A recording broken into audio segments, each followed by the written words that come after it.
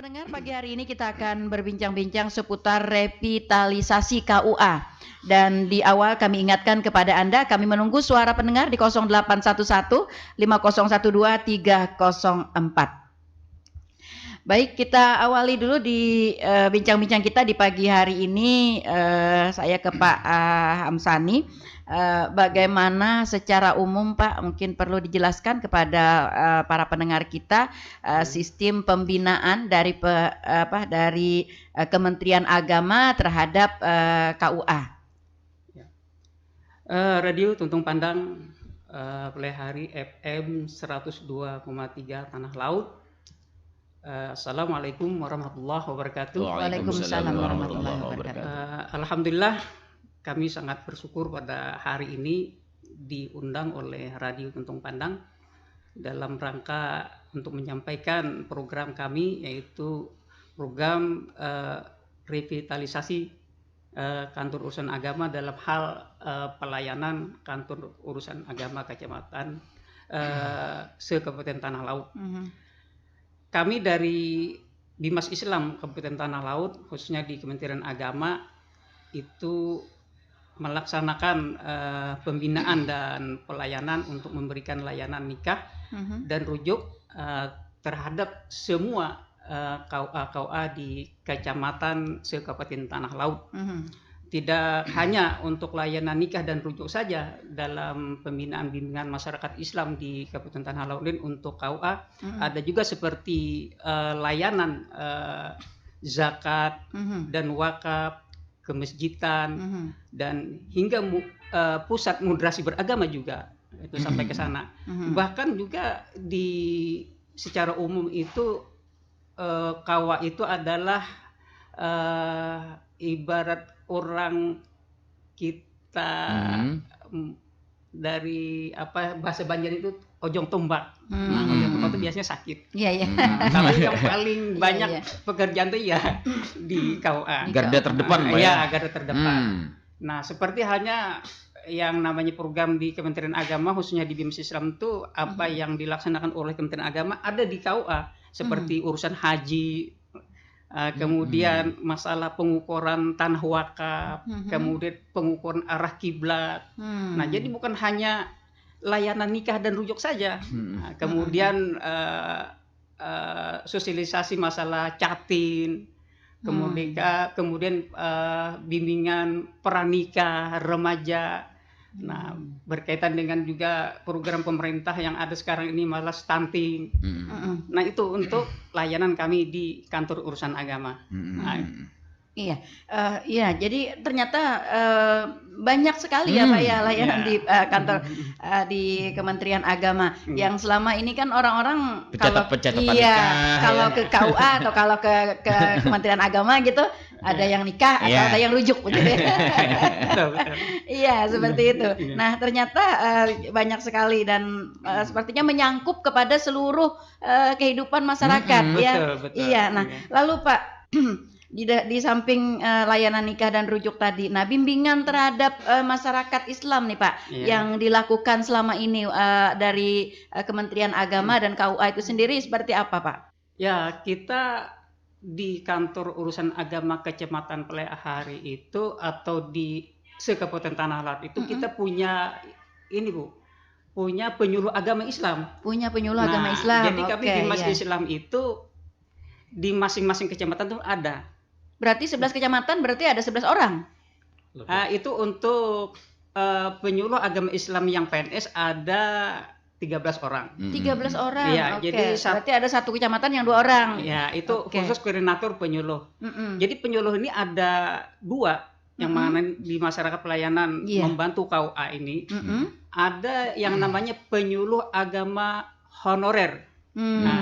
Non PNS namanya. Oke. Nah, itu penggajiannya ya kantor juga. Nah, itu sebanyak 74 orang. Oh, luar biasa. Se-Kabupaten Tanah Laut. Iya. Tersebar di 11 kecamatan. Iya, betul. Oke. Jadi masing-masing kecamatan itu ada yang mempunyai penyuluh non PNS, ada 4, ada 8. Nah, terkecuali untuk Kecamatan Pelihari itu ada 8. Nah, ditambah lagi Bu, penyuluh kita dari pemerintah daerah.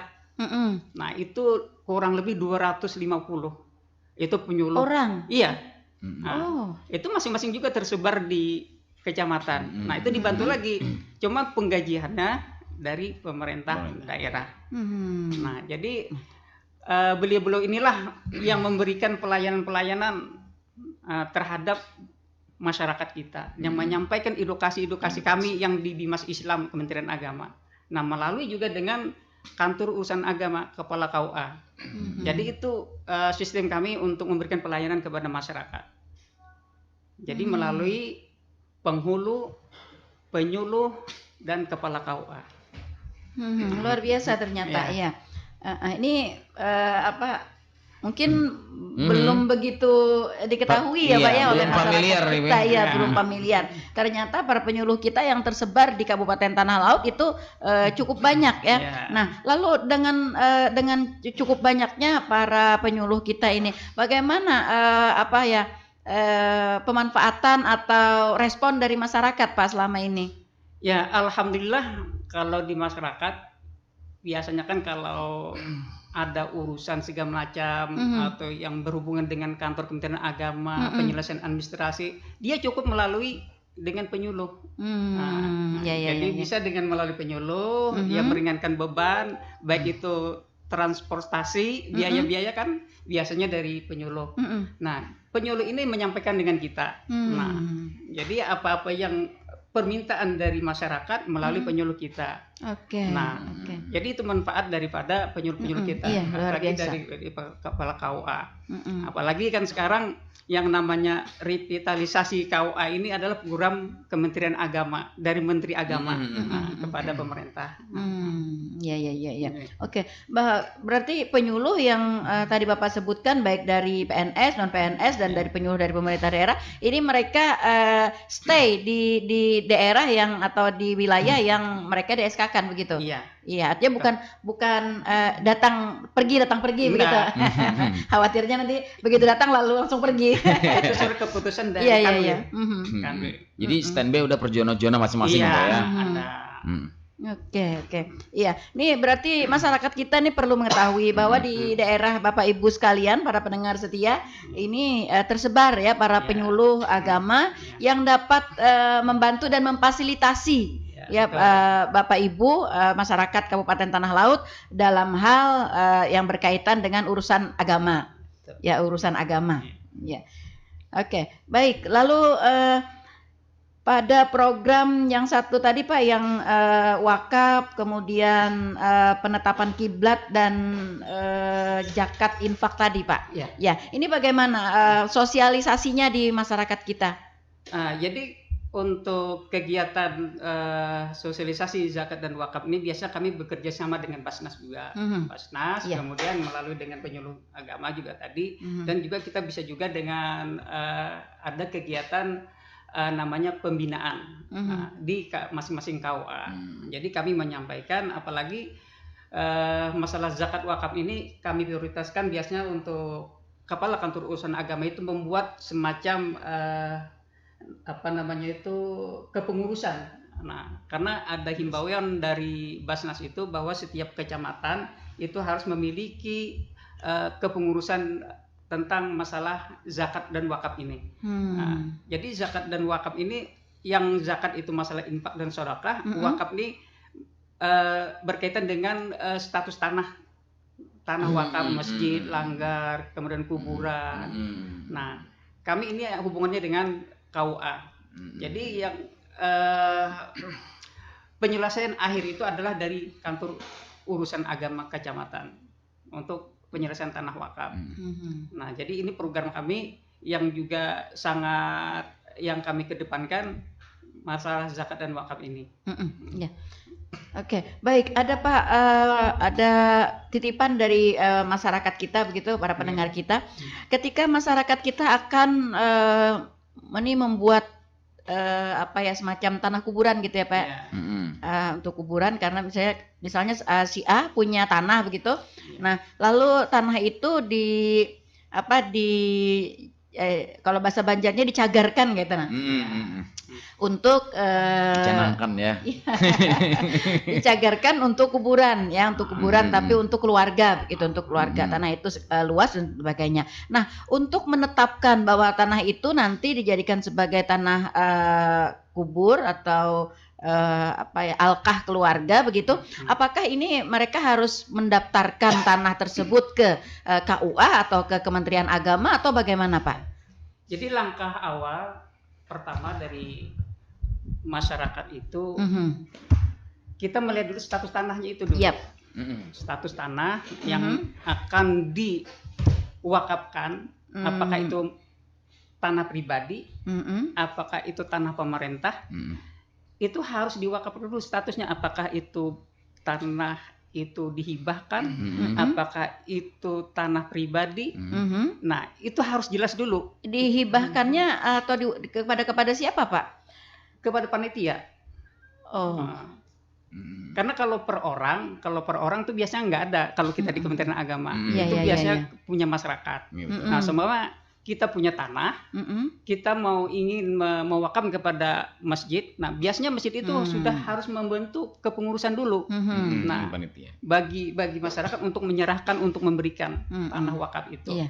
Nah, apabila itu sudah legalitas tanahnya itu sudah ada, apakah itu hibah, apakah itu wakaf, nah bisa nanti datang ke kantor urusan agama untuk selanjutnya diproses. Oke. Iya, itu berarti untuk hibah untuk umum ya Pak ya, tanah alkah untuk umum. Nah, yang kemarin dipertanyakan ini adalah tanah wakaf untuk keluarga Pak. Jadi pribadi. Jadi soalnya seperti ini Pak, sering terjadi ketidaknyamanan di masyarakat kita ketika sebuah keluarga atau seseorang misalnya menetapkan bahwa tanah saya yang ini akan saya jadikan sebagai alkah keluarga. Tetapi ternyata di sebelah menyebelahnya ini Pak tanah kebun, ada tanah perumahan orang. Yang sebelah menyebelah ini tidak apa ya? Tidak terima. Iya, tidak setuju. Nah, ini yang menjadi permasalahan di masyarakat kita. Nah, apakah ketika secara pribadi pun misalnya orang ingin menetapkan lahan mereka sebagai alkah, itu harus mendapat persetujuan dari Kementerian Agama seperti itu? Ya, untuk selama ini kita tidak pernah menemui itu seperti itu. Karena itu namanya nama pribadi. Iya. Kemana kita mewakafkan? Ya kembali ke pribadi sendiri kan tanah itu. Nah, itu yang dikomplain oleh masyarakat. Iya. Tapi kalau tanah wakaf itu kita berikan kepada masyarakat, otomatis yang samping menyamping itu menyetujui.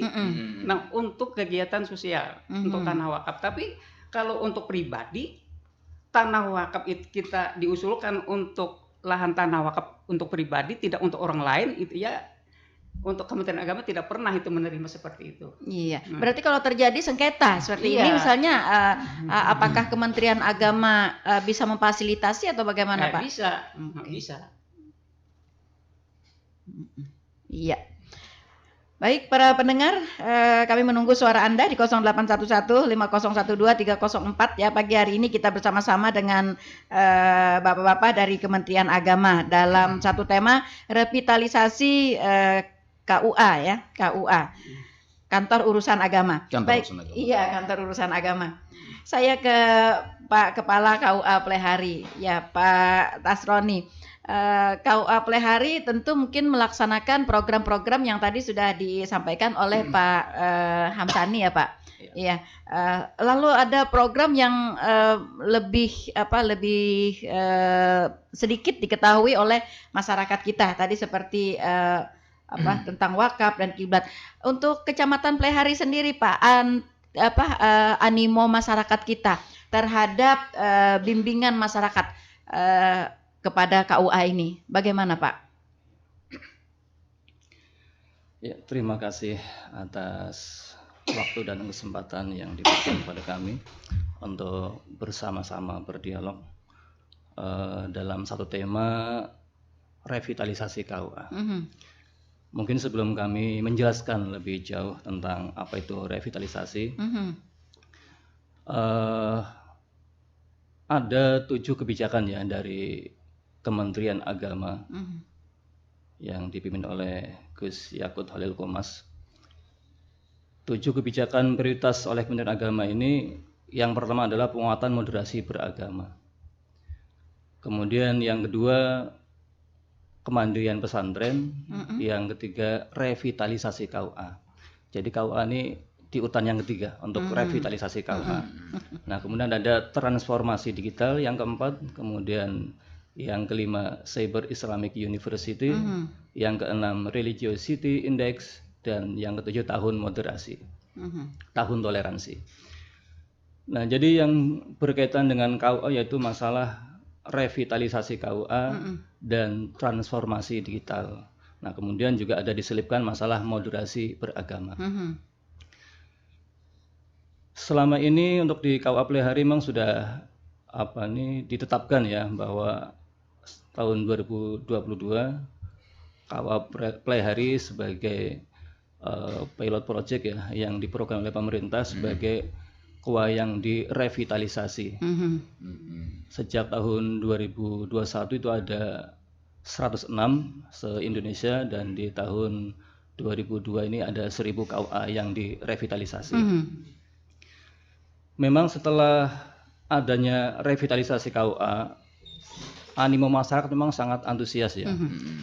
Dulu kita KUA ya yang waktu masih bangunan lama itu kayaknya dipandang sebelah mata gitu. Iya. KUA terkesan hanya sebagai posko nikah saja. Iya, yang lebih banyak memang diketahui Iya. itu ya Pak ya. Iya. Jadi kalau orang datang KUA pasti dicurigai Iya, mau nikah nih ya. Meskipun sudah nikah ya Pak ya. Iya. Padahal sebenarnya banyak sekali urusan-urusan di KUA yang bukan hanya nikah saja. Misalnya tadi yang seperti apa yang disebut oleh Bapak Kasih Bimas tadi, di KUA itu ada layanan bimbingan masyarakat Islam, ada layanan pengukuran arah kiblat, ada layanan SIMAS ya, sistem informasi kemasjidan, ada pelayanan zakat dan wakaf, ya, dan pelayanan-pelayanan yang lainnya, termasuk bimbingan konseling untuk pengantin ya.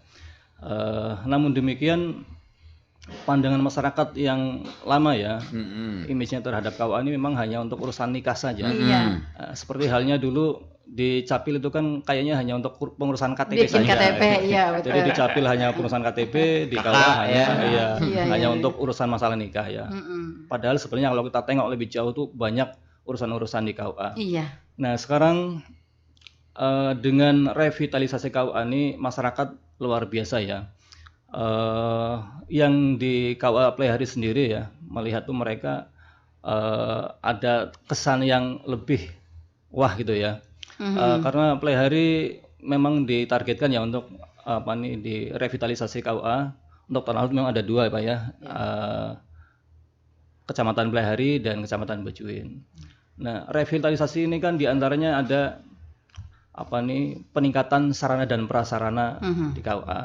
Nah, KUA Plehari sudah diberikan fasilitas yang pertama gedung dengan pembangunan gedung SPSN ya. Dari SPSN itu 2 lantai ya. Kemarin ada dihibahkan tanah oleh Bapak Bupati. Kemudian dibangunlah KUA dengan bangunan SPSN 2 lantai yang bertempat di Simpang 4 Karangjawa arah ke Pantai Patakan. Nah, dengan bangunan yang ada ini masyarakat lebih merasa nyaman gitu ya, nyaman. Yang pertama memang bangunannya baru ya, kelihatan bersih dan rapi. Kemudian di balai nikah itu juga ruangan ber-AC, jadi pengantin itu lebih enak ya, ada pelaminannya ada. Nah, kemudian selain itu juga diimbangi dengan teknologi informasi, teknologi informasi. Jadi pelayanan berbasis digital, karena memang salah satu program dari Menteri Agama transformasi digital. Nah, jadi semua layanan nikah di KUA itu dengan digital semua. Jadi buku nikah itu juga sudah dengan digitalisasi, kemudian juga ditambah dengan penerbitan kartu nikah digital. Nah, jadi sekarang yang lebih simpel, lebih enak tuh pengantin biasanya minta kartu digital. Nah, jadi kami sampaikan juga dengan pengantin-pengantin yang sudah nikah ini, silakan nanti karena itu digital maka cukup disimpan di HP saja. Dulu memang dicetak ya, dicetak. Kalau pas nanti berpindah ke lain hati ini hilang berarti digitalnya. Oke, lanjut Pak. Iya. Nah, jadi setelah dia dapat buku nikah, nanti dia scan barcode yang ada di buku nikah ya, kemudian nanti muncul linknya, muncul di website untuk Kementerian Agama ya, untuk di SIMKah-nya tadi. Nanti di bawahnya nanti akan muncul download kartu nikah. Jadi sangat simpel begitu. Dapat buku nikah, scan barcode-nya yang ada di buku nikah, nanti akan menuju ke link aplikasi SIMKah di Kementerian Agama. Nanti di bawahnya ada tulisan download atau unduh kartu nikah digital. Nah, jadi mereka bisa menyimpan. Tujuannya apa? Ya memang kalau buku nikah itu kan agak susah ya kalau kita bawa kemana-mana. Iya, betul. Agak ribet karena bentuknya agak besar ya, hampir seperempat kertas kuarto gitu ya. Kalau kartu digital itu kan bentuknya kayak KTP, jadi bisa disimpan di dompet. Nah, untuk keperluan-keperluan lain misalnya pada saat yang bersangkutan bepergian jauh misalnya, kemudian dia mau nginap di hotel. Nah kalau hotel-hotel yang memang dia menjaga gitu ya, hotel-hotel yang bonafit, image-nya gitu ya. Syariah. Iya, syariah.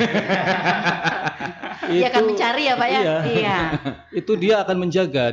Saat ada tamu datang untuk nginap di hotel itu dia pasti menanya ini suami istri atau bagaimana. Kalau misalnya suami istri harus menunjukkan Kartu identitas apa bukti dari suami istri. Jadi dengan ada kartu nikah bisa menunjukkan oh ini Pak kami ada punya kartu nikah. Ini suatu inovasi yang luar biasa oleh Menteri Agama memudahkan bagi masyarakat untuk menunjukkan bukti bahwa dia sudah nikah dengan kartu nikah digital tadi. Jadi cukup di handphone saja.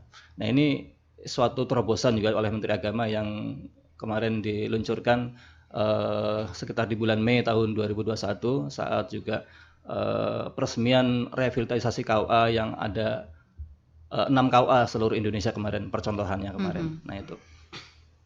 Nah ini Bu yang untuk kalau dari masyarakat ya, animo dari masyarakat ini memang sangat luar biasa dengan adanya revitalisasi KUA. Ya. Oke. Nah, dengan adanya revitalisasi, kalau dulu kan masyarakat kita nih untuk penyuluhan agama, bimbingan agama Islam begitu ya, mereka lebih kepada menunggu adanya program dari KUA gitu ya. Kalau misalnya nanti KUA akan melaksanakan penyuluhan, baru mereka kumpul gitu. Nah, maksud saya setelah ada revitalisasi ini, kita sudah melakukan penyuluhan ya dengan jumlah penyuluh kita yang cukup banyak tadi. Apakah masyarakat kita akan atau saat ini telah menjadi masyarakat yang aktif begitu, sehingga masyarakat kita sendiri yang datang kepada KUA atau kepada Kementerian Agama meminta gitu ya, meminta diadakannya penyuluhan pada acara-acara tertentu atau apa begitu. Iya. Untuk penyuluhan ya, saat ini sebenarnya dituntut untuk karena sudah zaman teknologi ya, jadi tidak hanya dengan luring saja, tapi sekarang daring ya, lewat daring. Penyuluh sendiri punya channel YouTube ya, channel YouTube. Jadi mereka menyampaikan pesan dan kesan itu lewat channel YouTube.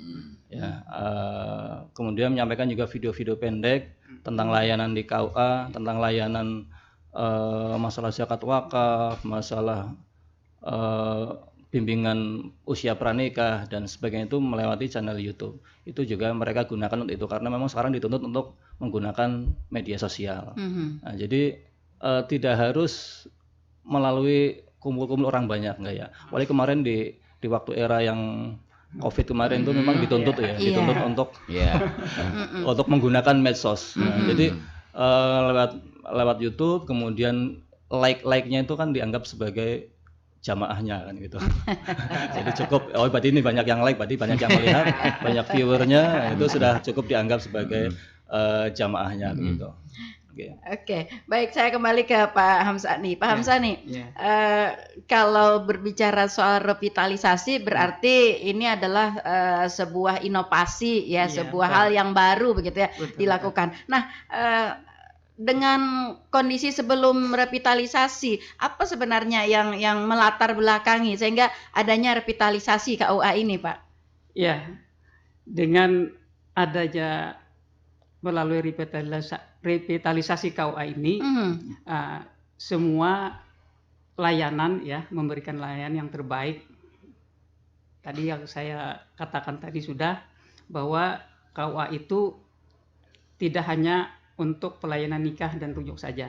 Nah, dulu sebelum adanya revitalisasi ini ya layanan-layanan itu banyak tertunda.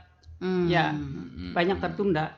Nah, bahkan sekarang ini terbukti bahwa masyarakat kita itu ada beberapa tuntutan tentang punya buku nikah. Iya. Nah, kan dulu kan kita manual. Nah, manual sistem kita. Nah, ternyata sekarang terbukti yang banyak masyarakat yang apalagi yang kita tuntung pandang menunggal itu kan, yang banyak masyarakat minta isbat nikah. Nah, itu melatar belakangi banyaknya permasalahan-permasalahan. Nah, sehingga dengan adanya program revitalisasi oleh menteri kita untuk melaksanakan kegiatan ini, karena revitalisasi ini programnya luar biasa. Nah, fasilitas pun sudah diberikan. Nah, apa yang dikatakan oleh Kepala KUA tadi, sampai pelaminan pun sudah seperti orang pengantinan disediakan. Di situ, ya. Nah, jadi masyarakat itu dulunya mau di rumah ke KUA. Iya. Nah, kalau dulu kan kalau nikah di KUA rasanya itu rasa gimana? Nah, gitu ya. Rasa terpaksa banget. Nah, gitu. betul. Melihat KUA-nya kadang-kadang asal koler jalan. Iya. Sekarang kantor Pak ya. Kalau dulu bukan kantor ya. Iya. Nah, Emang kantor sekarang Pak ya. iya. Jadi semua pelayanan di KUA yang untuk revitalisasi ini, baik itu sumber daya manusianya itu sudah diberikan ilmu pengetahuan. Nah, apalagi untuk KUA revitalisasi ini semua kami sediakan. Pertama itu untuk pelayanan utama itu front office-nya itu. Nah, jadi kami memohon dan meminta juga kepada seluruh staf kami di KUA itu untuk memberikan pelayanan yang terbaik. Nah, jadi itu tujuan daripada untuk Menteri Agama kita untuk memberikan revitalisasi melalui SBSN ini. Jadi untuk tahun ini kita tanah laut 1 dapat lagi. Jadi pembangunan SBSN ini di Kecamatan Bumi Makmur. Oke. Alhamdulillah. Baik, kita tunda dulu Pak, ada suara pendengar. Halo, selamat pagi. Assalamualaikum. Waalaikumsalam warahmatullahi wabarakatuh. Bu Armah di Ambungan, apa kabar pagi hari ini? Selalu sehat. Selalu sehat, alhamdulillah. Untung pandang. Iya, baik. Silahkan Bu. Kalau nikah di kantor sama di rumah tuh apakah ada bedanya? Maksudnya tuh kan kalau surat nikah pasti dapat, itu kan udah. Ya. Tapi kalau kartu apa tadi itu? Kartu nikah. Kayak KTP. Nah, kalau di rumah apakah jual dapat jual lah Bunda? Oke. Cuma itu aja Bunda. Tapi masalahnya nih tanggal 13-nya aja hendak nikah nih. Undangan soalnya sudah berbagi. Iya, betul.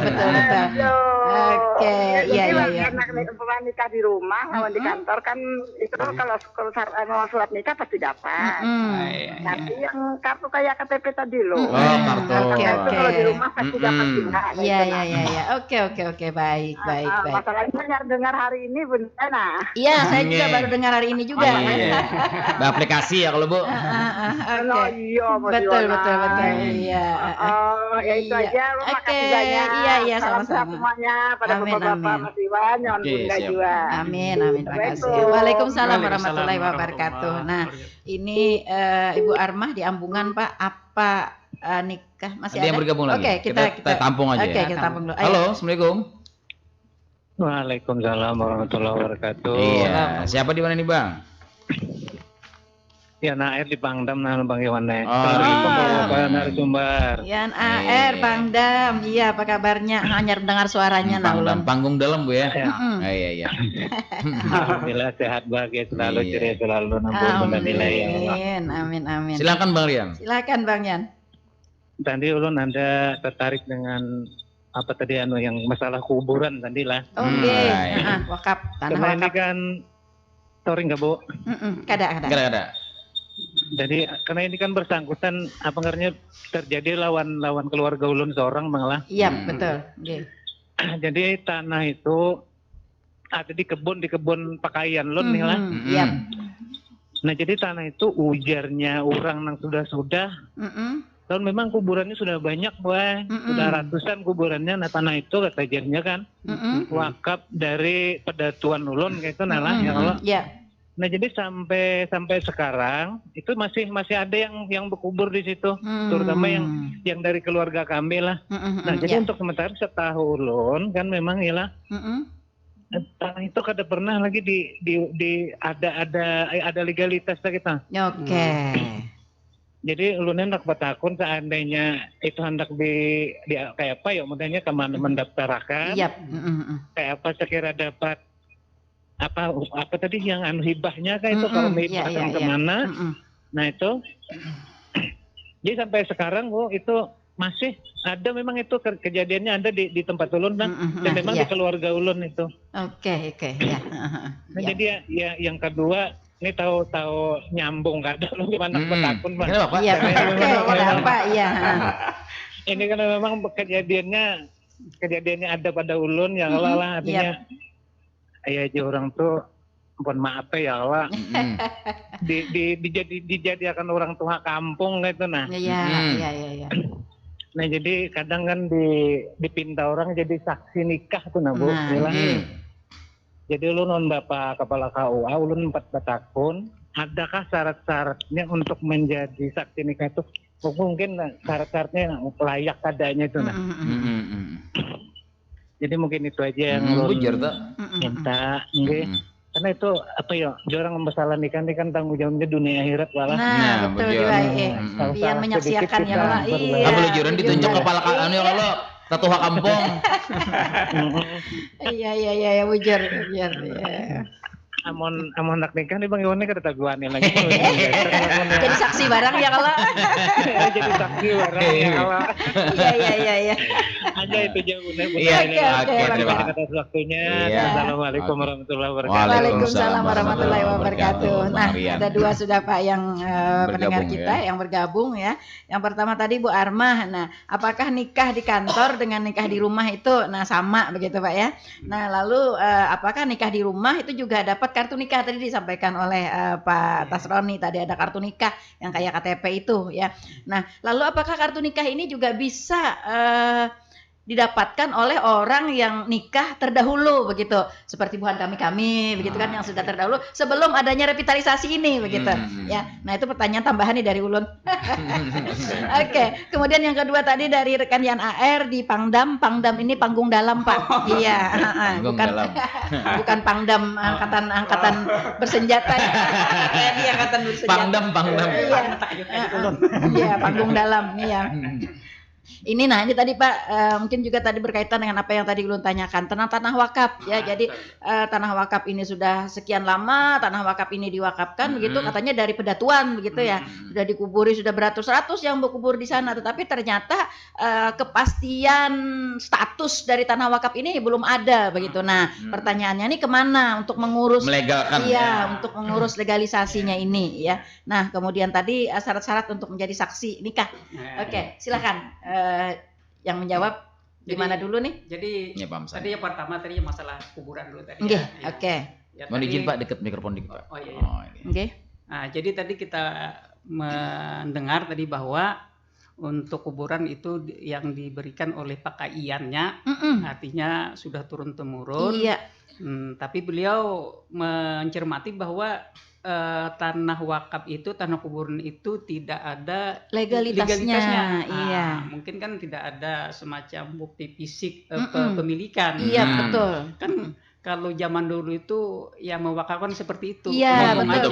Bawa wandiran aja kayak tanahku apa tanahku aja. Iya.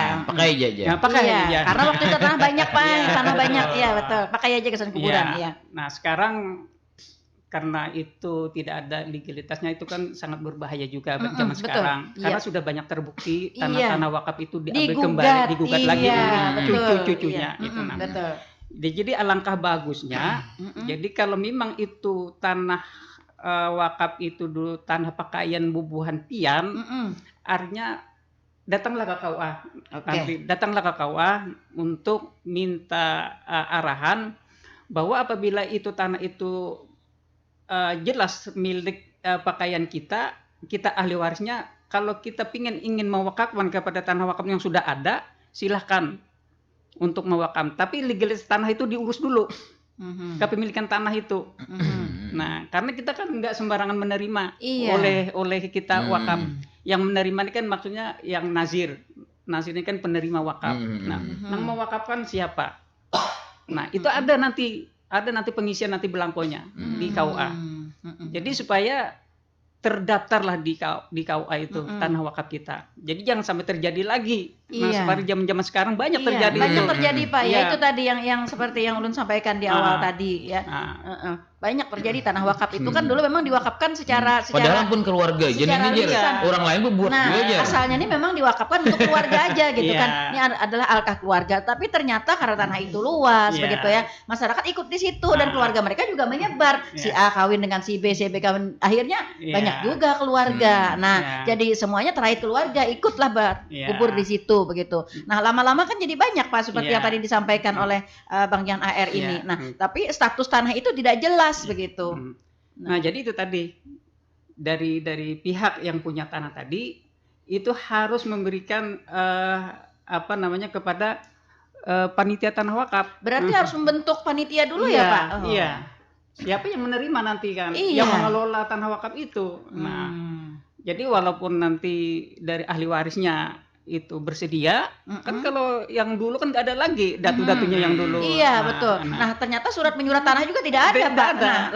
Nah untuk mengantisipasi yang akan datang, cucu-cucu yang akan datang, sekarang lebih diurus itu. Nah untuk legalitas tanah itu, lebih cepat lebih baik ya Pak ya. Betul. Nanti datang aja ke KUA. Di KUA itu sudah tersedia. Nah, jadi di situ bisa diikrarkan nanti ada akta ikrar wakafnya nanti di sana. Lalu kalau misalnya tanah itu sendiri tidak mempunyai surat menyurat ya Pak, karena dulu kan ya tadi kita hanya sekedar omong aja lisan begitu ya. Nah tanah kan lagi banyak di situ sekarang kayak mengapling dulu. Iya. Nah, ketika saat ini kan nanti dicari surat penyuratnya begitu kan. Pemerintah juga dalam hal ini KUA sendiri harus tahu status tanah itu asalnya dari siapa, mana suratnya. Nah, lalu kalau misalnya surat itu tidak ada, apakah nanti KUA atau Kementerian Agama dapat memfasilitasi si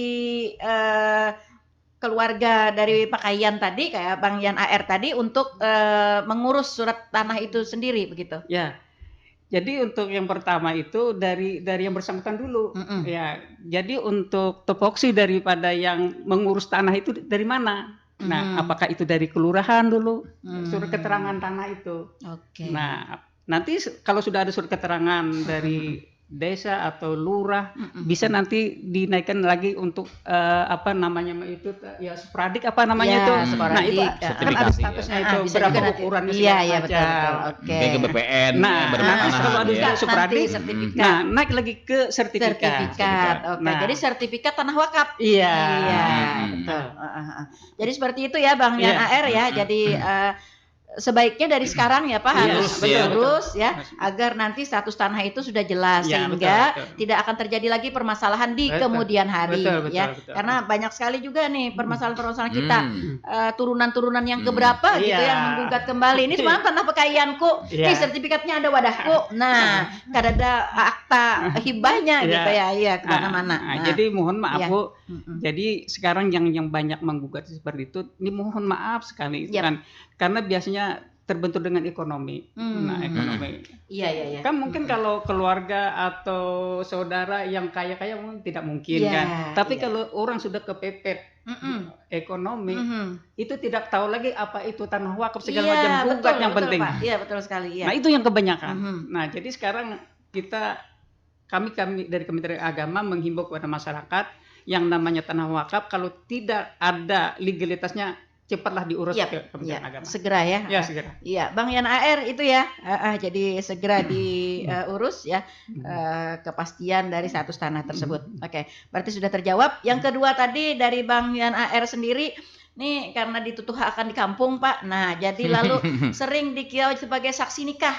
Nah, jadi apa saja sih syarat-syarat yang krusial begitu Pak untuk menjadi saksi karena sembarang juga Bang jadi saksi nih menyaksikan aja ya kalau ini mungkin Pak Tasroni ya. Oke silakan Pak. Oke, terima kasih. Sebelum kami menyampaikan syarat-syarat masalah saksi nikah, sedikit kami menambahkan masalah pertanyaan yang pertama tadi ya, masalah wakaf tadi. Oke. Tadi sudah dijelaskan oleh Bapak Kasih Mas Islam masalah wakaf. Jadi kami sedikit menambahkan ya. Jadi nanti dari masyarakat ya, nanti Bang Ian, yang pertama melihat nanti ya bukti kepemilikannya berupa apa. Apakah sudah sertifikat atau belum. Jadi kalau belum ada sertifikat maka nanti membuat sporadik di kelurahan atau desa. Iya. Nah setelah itu nanti Bang Ian bisa nanti datang ke kami ya, ke kantor urusan agama Kecamatan Belahari. Yang pertama nanti Bang Ian membawa KTP ya, nanti KTP wakif artinya orang yang berwakaf ya. Jadi atas nama siapa tadi, alas haknya tadi sertifikatnya atas nama siapa. Kalau misalnya orang tua atau berdatuan berarti nanti ahli warisnya ya, ahli warisnya. KTP wakifnya, kemudian KTP nazir. Nazir itu nanti yang akan mengurusi kuburan. Yang panitia tadi ya Pak ya? Panitia tadi untuk pengurus. Nazir ini ada 5 orang ya, ketua, sekretaris, bendahara, 2 orang anggota. Oke. Nanti dibawa ke KUA. Harus 5 ya Pak? Mutlak harus 5 begitu ya? Memang di susunannya itu ada 5 orang. Kalau nazir itu nazir perorangan ya, tapi kalau nazirnya berupa organisasi atau badan hukum itu ada 3.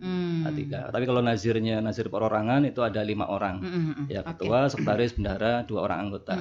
Kemudian 2 orang saksi.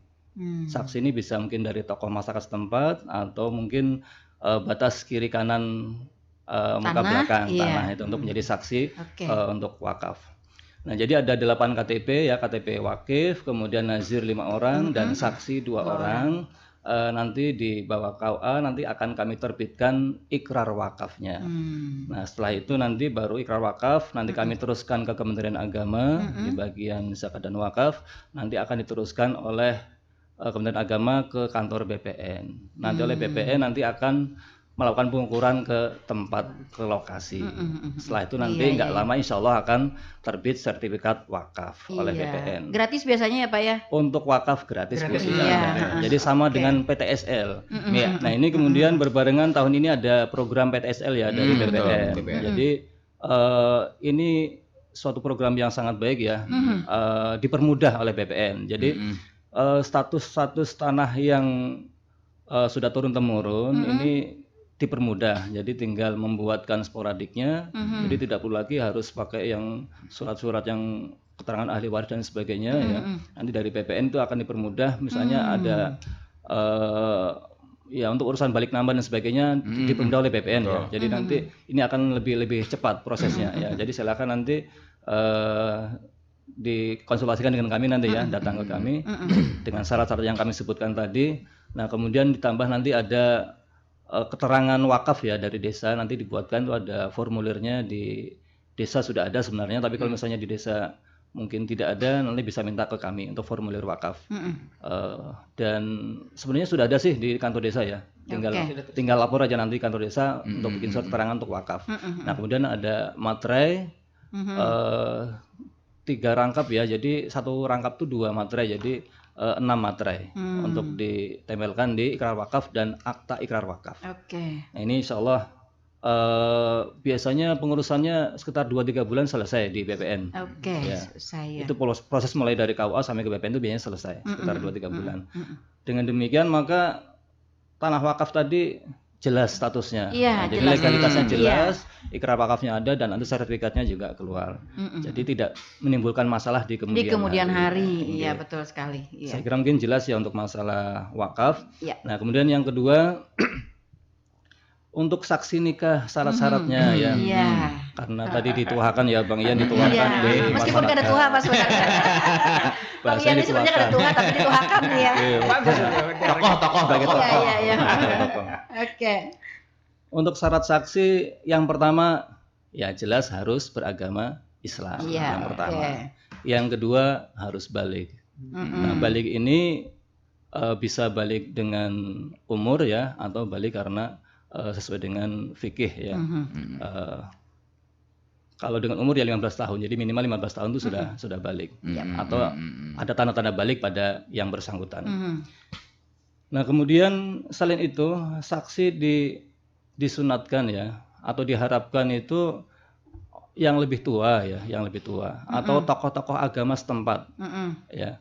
Kenapa demikian? Karena kalau tokoh-tokoh agama itu biasanya lebih memahami tentang syarat dan rukun nikah.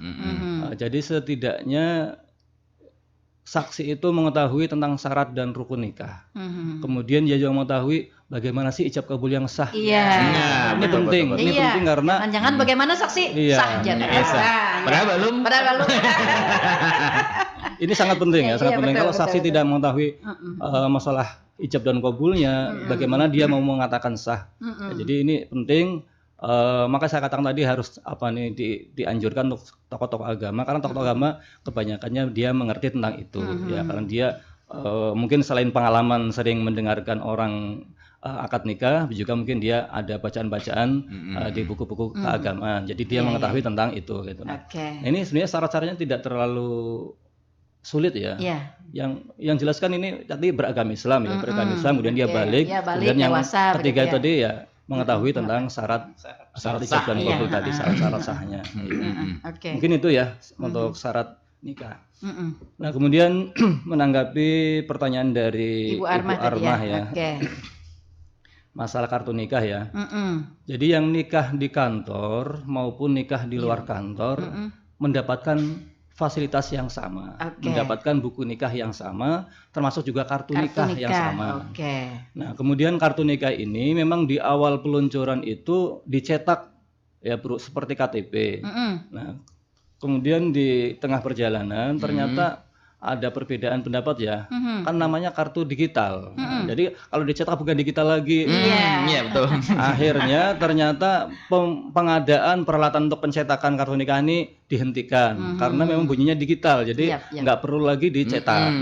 Namun demikian masyarakat bisa mencetak sendiri ya secara mandiri di digital printing dengan biaya kurang lebih mungkin 10.000 atau 15.000 rupiah. Itu sudah bisa didapatkan ya.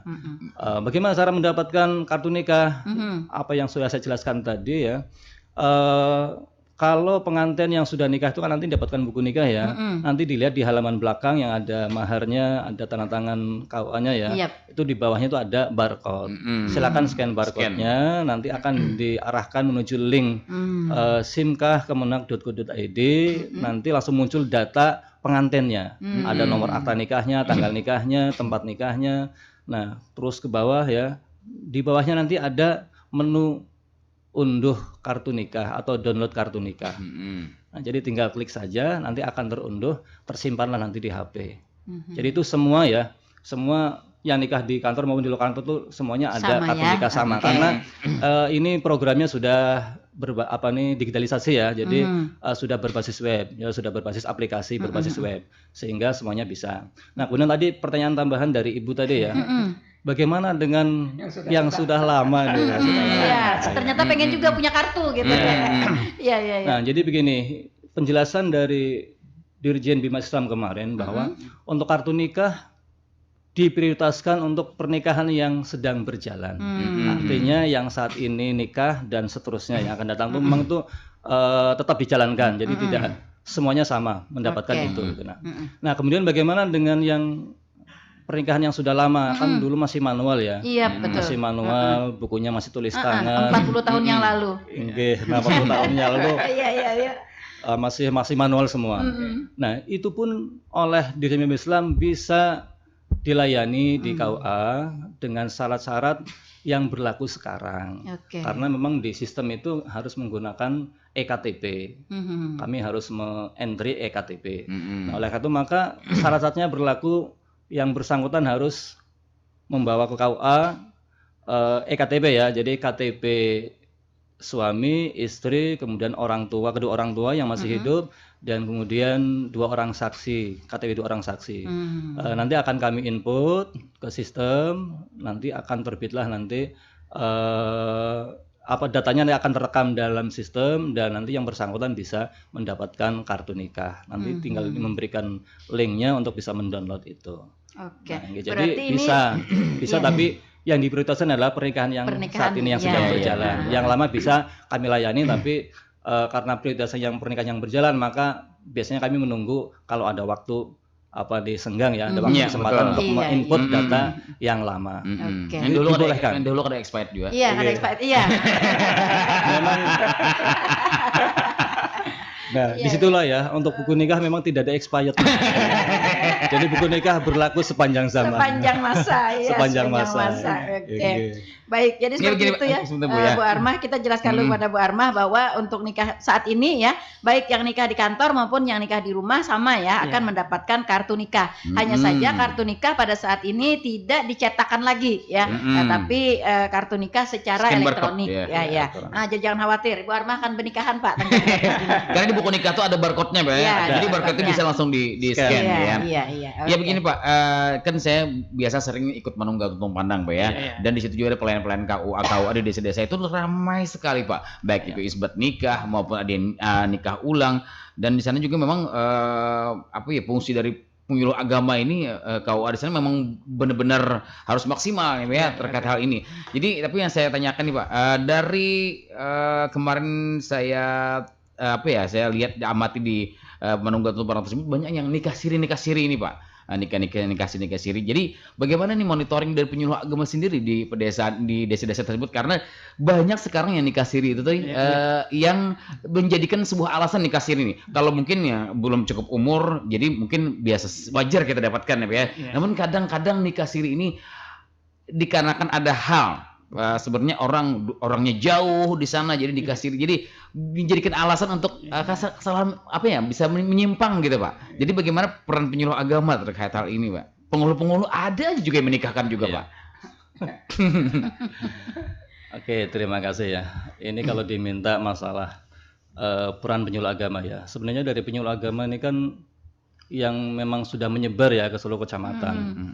Semua kecamatan itu ada penyuluhnya, penyuluh yang PNS ada, kemudian penyuluh yang non PNS juga ada. Dan itu mereka domisilinya di tempatnya masing-masing.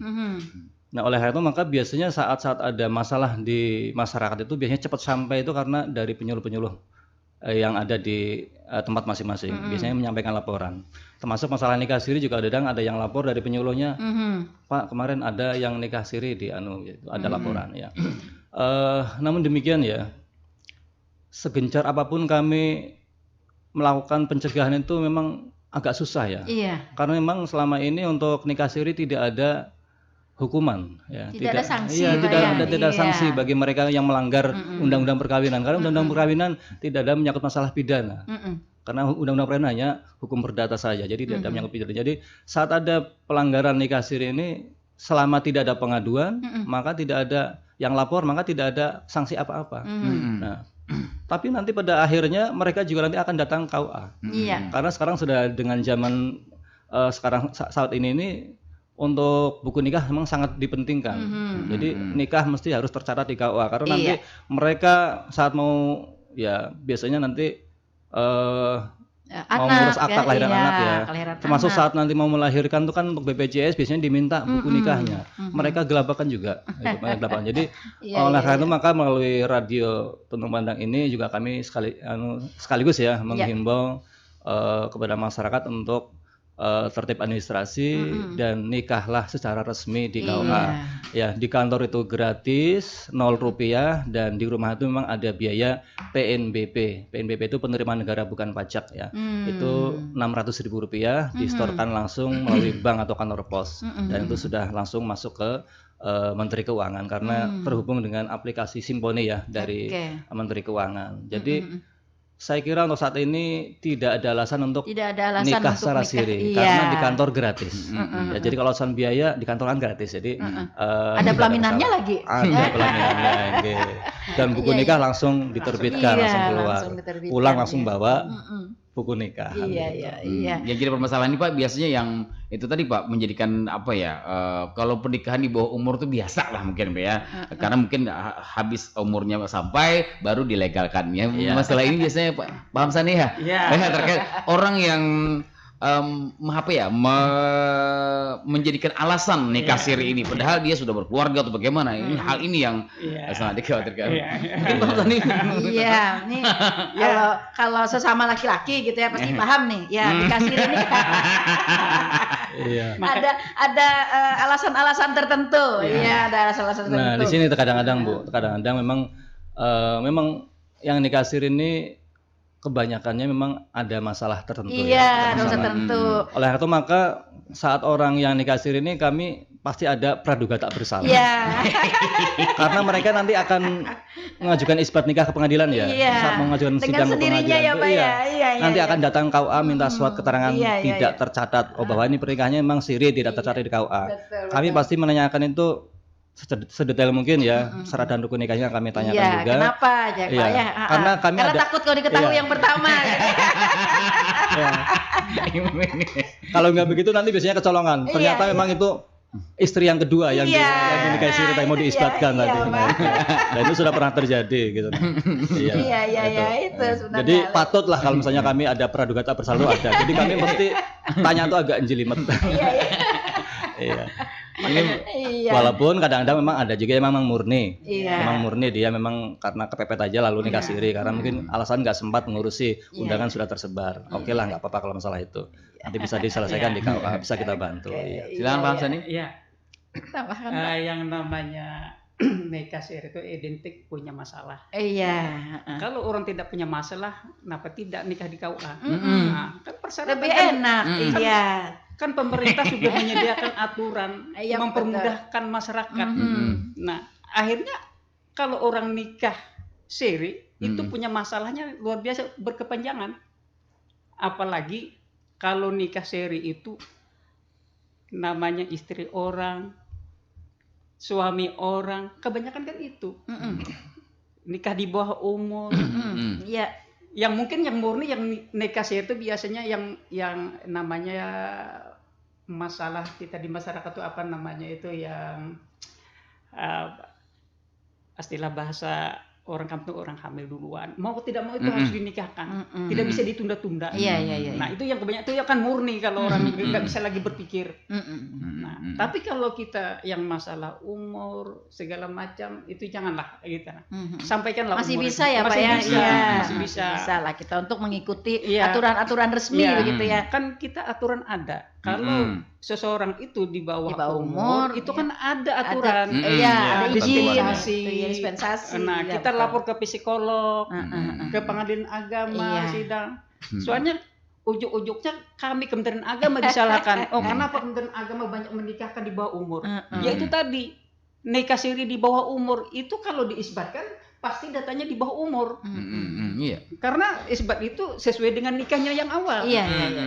Nah itu. Iya. Itulah kami memohon bukan nikah ulang ya, Pak ya? Iya, bukan nikah ulang.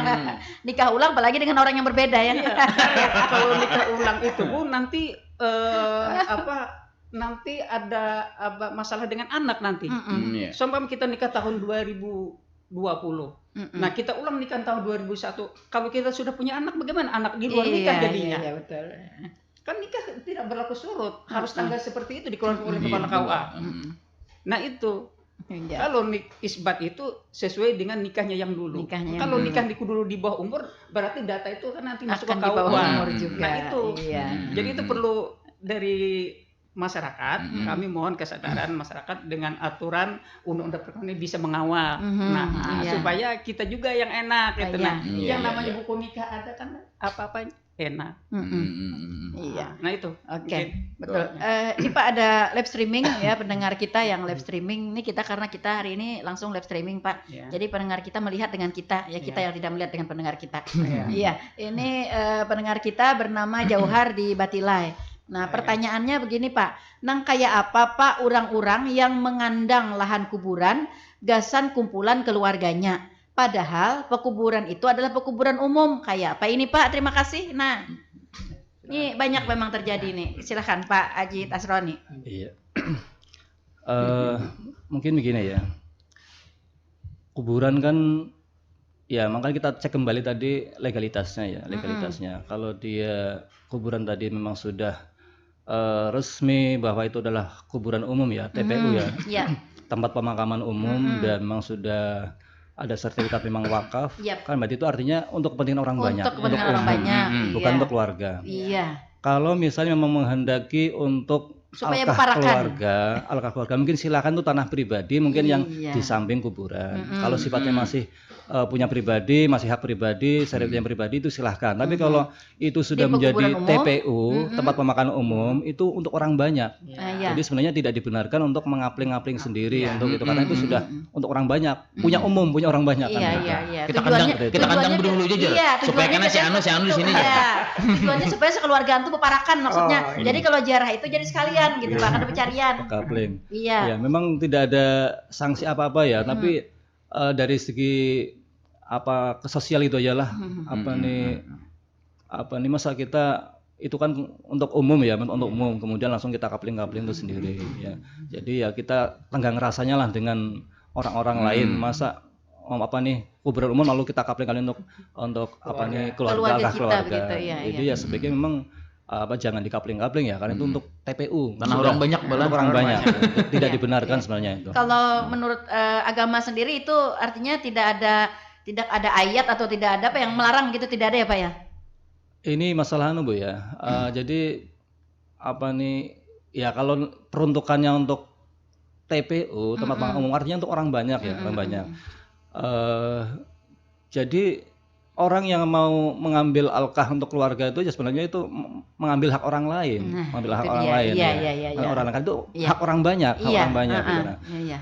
Oleh itu makanya saya katakan tadi sebaiknya kalau dia memang mau bikin alkah keluarga ya silakan mungkin Berarti tanah pribadi, ya Pak ya. tanah Iya. pribadi bukan untuk tanah Untuk yang tanah umum Iya, begitu. TPU. Ya, Iya. jadi secara tidak langsung dia ngambil hak orang lain kan itu Jadi hak orang artinya banyak. bukan hanya masalah etis tidak etisnya begitu Iya, Pak ya, tetapi dalam hal ini yang lebih penting adalah mengambil hak orang lain ya, karena di dalam agama pun mengambil hak orang lain tentu Tidak dibenarkan. iya, tapi kada dikeluarkan sini ayatnya lagi.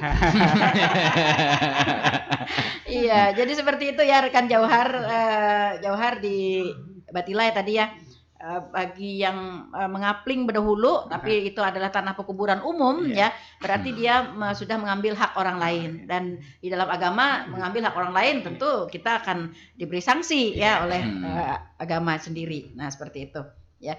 Jadi diharapkan kalau memang untuk keluarga sebaiknya mencari tanah pribadi ya, lahan sendiri yang memang lahan untuk keluarga gitu, alkah keluarga ya, seperti itu. Iya, karena ini banyak juga Pak terjadi di masyarakat kita nih. Nah, karena apalagi kalau misalnya tanah pekuburan itu baru dibuka ya, baru diwakafkan. Jadi masing-masingnya nih berdahulu karena sudah di sini. Menampahi. Iya, karena di sini sudah ada keluarga yang berkubur di situ. Nah, supaya kita karena terkumpul di sini gitu kan. Padahal sebenarnya nyatu kumpul di kubur ya Pak ya. Iya. Tapi di alam sana kan kita tidak belum terkumpul. Ya sebenarnya Iya. kita orang Muslim ini yang namanya meninggal dunia itu belum tahu lagi. Iya. Di mana ya Pak ya? Iya, betul kita sekali. di situ. Nah, Itu perlu kita ketahui gitu. Mhm. Jangan mematok dulu seakan-akan kita di situ mati. iya. Di situ Iya. dikubur belum Ah, tentu. Betul. Tapi boleh juga dengan perencanaan kita. Iya. Boleh. Ah. Cuman kalau masalah umur, jodoh, rezeki kita kada tahu. Nah, apalagi masalah kematian. Kalau sudah kita mengakui seakan-akan kita di situ mati. Iya, memastikan begitu ya. Iya, betul sekali ya. Sebaiknya ya seperti itu ya Pak ya. Iya, Sebaiknya karena memang itu adalah tempat pemakaman umum Iya. ya. Janganlah kita mengapling-apling berdahulu ya untuk keperluan Ikuti keluarga aturannya. kita gitu. Ikuti aturan kita ya. Iya, kalaupun kita ingin misalnya terkumpul maka kita harus mencari lahan sendiri ya Betul. sebagai alkah keluarga Iya, seperti iya, itu ya, karena iya. tadi seperti yang disampaikan oleh Pak Haji Tasroni tadi, kita sudah memakai hak orang lain ya. Nah, itu dia ya, dan itu adalah termasuk pelanggaran terhadap aturan-aturan agama. Baik, iya, waktu kebersamaan kita ternyata sudah berada di penghujung nih ya. Saya sebenarnya masih ke satu lagi Pak, ini tadi disampaikan kita revitalisasi KUA. Ya, dalam pandangan kita revitalisasi KUA berarti karena kita 11 kecamatan berarti KUA di 11 kecamatan. Iya. Namun tadi disampaikan hanya ada 3 kecamatan ya yang Betul, menjadi betul. objek revitalisasi pada saat ini. Betul. Nah, ini perlu dijelaskan Pak, kenapa? Jadi revitalisasi ini tidak semua kepala KUA diberikan. Jadi program dari Menteri Agama kita, revitalisasi ini bagi kantor urusan agama yang tidak punya gedung. Nah, jadi selama ini karena kemarin itu KUA Kecamatan Plehari itu kan itu milik pemerintah daerah, belum dihibahkan. Nah, kemarin kita juga ikut bersama dengan Kepala Kantor Kementerian Agama yang dulu mengurus tanah di Karang Taruna itu untuk memohon kepada Bupati, ternyata dibari di sana. Nah, jadi sehingga kita bisa mengusulkan ke pemerintah pusat, khususnya di Kementerian Agama untuk pembangunan SBSN ini untuk revitalisasi KUA. Jadi yang namanya pembangunan revitalisasi ini harus sesuai dengan persyaratan. Harus itu milik Kementerian Agama. Tanahnya itu bukan tanah wakaf, bukan tanah pribadi.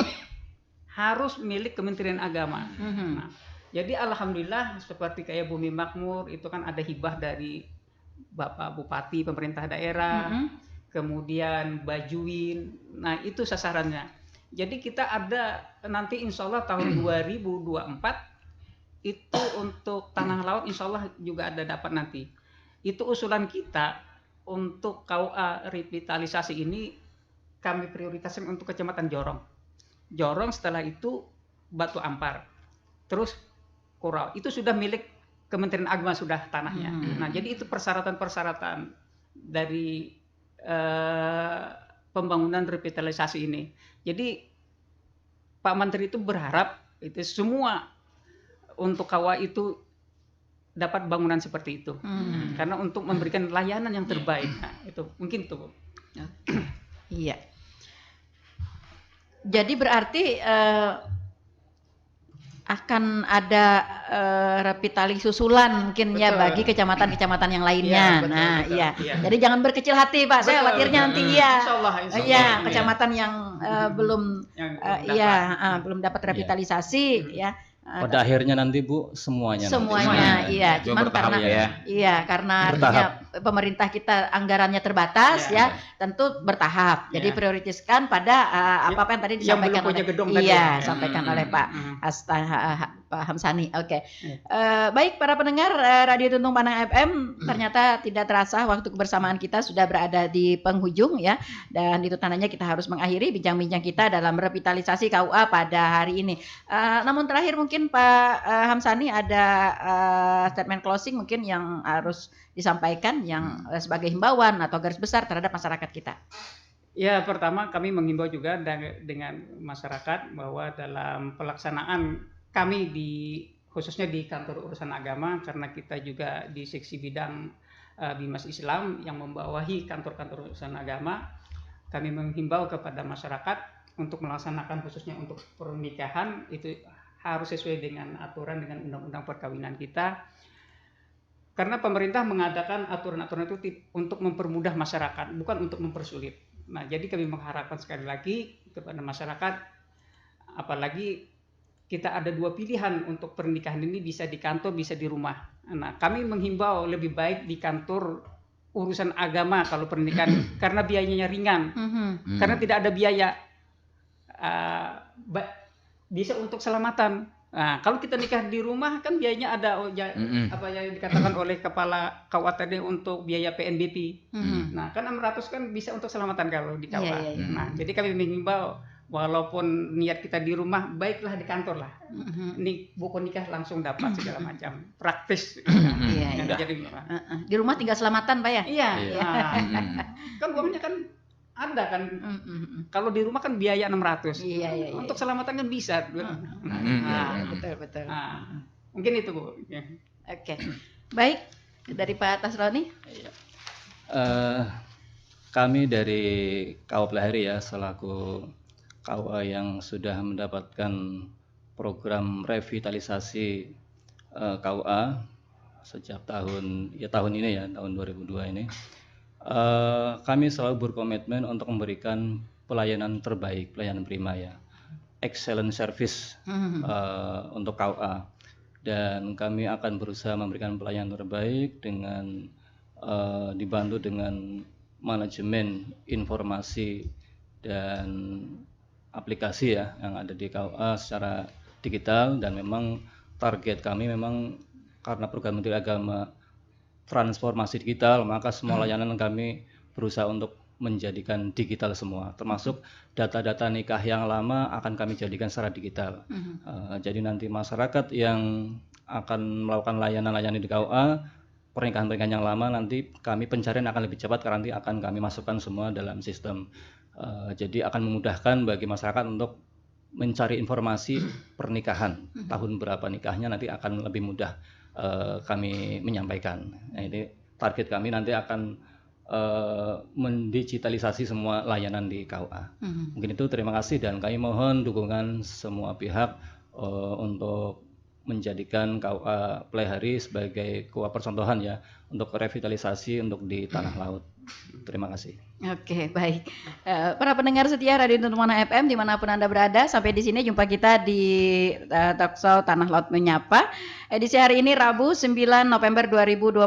Terima kasih Pak Hamsani, terima kasih Pak Jitas Roni atas kebersamaannya di pagi hari ini, dan terima kasih juga kepada para pendengar yang sudah berkontribusi dan juga para pendengar yang sudah setia bersama kami di 102,3 RPPL Radio Tuntung Pandang FM. Kita berharap dengan revitalisasi KUA, pelayanan Kementerian Agama dan juga KUA kecamatan yang telah ditunjuk, masyarakat akan lebih dapat memaksimalkan program revitalisasi ini ya dengan sebaik-baiknya.